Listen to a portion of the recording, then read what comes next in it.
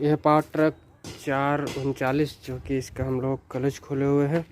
इसका जो clutch problem था आपको दिखा रहे हैं। ये जो रिलीज बेरिंग है इसका ये खा चुका है, ख़त्म हो चुका है, जो कि इसको अभी हम लोग चेंज करके लगाने वाले हैं।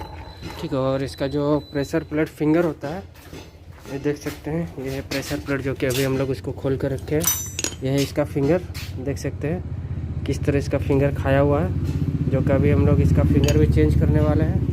और इसका क्लच प्लेट भी हम लोग दिखाते हैं। क्लच प्लेट फिलहाल अभी ठीक है, देख सकते हैं इसका क्लच प्लेट अभी अच्छा है, जो कि यही क्लच प्लेट हम लोग फिर से रिटर्न लगाने वाले हैं गाड़ी में। देखते रहिए।